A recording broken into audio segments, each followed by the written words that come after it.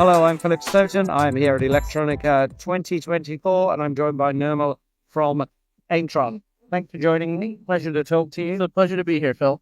Thank you. Start with a quick introduction to yourself. Sure. Recently joined Aimtron. What's your role there?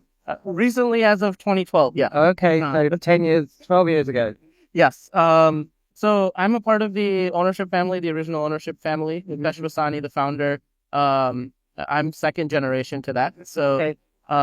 I had the pleasure of seeing Aimtron since it was a baby grow up as I grew up. Ah, fantastic. That's exciting. And most recently, that baby has grown up considerably, and you went through the IPO, which was very successful. Yes. Tell me a bit about why you think it resonated so much and why you think investments in manufacturing in India are so important right now. Let me start with the first part of that question, which is why I feel that the IPO was so successful. And I truly believe that Mukesh, he came in and he sort of answered a growing need in India as a whole, which is a lot of the manufacturers that are in India are servicing local markets, Asia markets, and they're doing so with the sort of talent pool that has grown there. But India is still a very developing country and still growing. The industries there are often not quite as well established as they are in the States or as they are here in Europe. And so the advantage that you get with learning, India has not quite had enough time to reach that maturity. Yeah. So having established those processes in the U.S., having established quality controls in the U.S., and then bringing those processes here, meeting U.S. customer demands on Indian soil, has really, really differentiated our abilities and our capabilities from the other manufacturers that you would find within India. Yeah, and that would really resonate with respect to that. And interestingly, that's something that has been a cornerstone of the business, the idea of developing talent. And I think when you look at India as a manufacturing geography, you need to know that talents, they're not just graduates that have maybe the university skills, but real manufacturing knowledge. Absolutely. And it's funny that you mentioned that. One of Mukesh's frustrations with sort of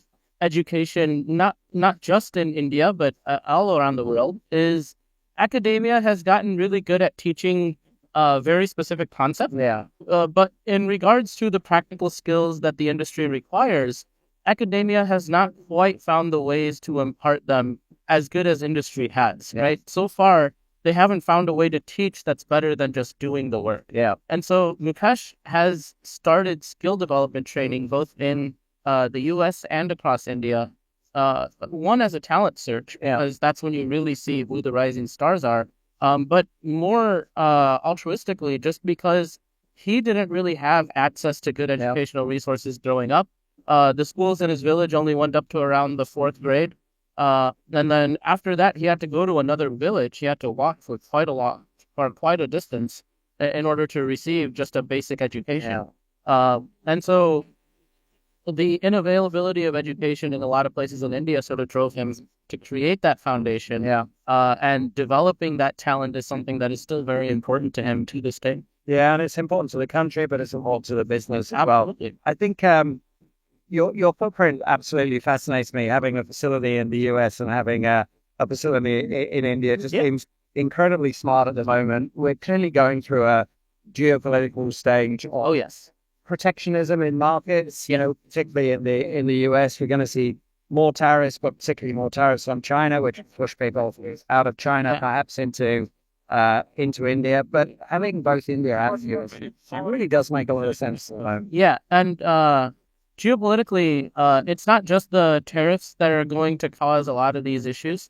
There's a very famous geopolitical strategist by the name of Peter Zion. If you ever get a chance to read up on his stuff. And one of the things that I've learned from him is that China and a lot of these well-established manufacturing hubs right now throughout China, Japan, countries like that, they're going to be struggling in population over the next 10 years or so. And so even without the tariffs, And in a period of 10 years, most of these companies would have been forced to move away regardless. Yeah. Whereas India is still a freestanding democracy. India has a growing population, and being the largest democracy in the world, the values align with what we're trying to achieve out in the West. Yeah. And personally, for us, the values align as well. Yeah. That's good to know. So when you look at that, the basically the alignment of values, but also the opportunity that India has. What needs to happen is manufacturing scale quickly. Absolutely. Scale, logistics, infrastructure needs scale. People like Apple coming in, building campuses, that's going to help, but there's lots of work that has to be done from the ground up. Scale is a part of it. It's a major part of it. Don't get me wrong. The talent pool that is there is heavily underutilized. Yeah. India has grown used to working very, very hard. But finding the creative solutions that we often do in the West, India is still learning how to do that. And one of the beauties of having a country in both is that you have personnel from both. Yeah. So our team in the US can often help find solutions that our team in India might be, they might not see, right? Yeah. They're not trained to think that way. Yeah. And so having both collaborate can lead to a very magical set of circumstances. Yeah.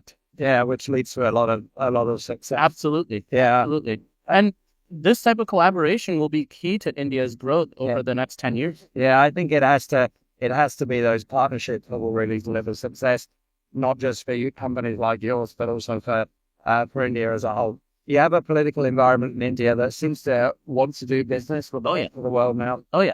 That's something that's really important. Yes. And the focus on wanting to do business with the rest of the world is there.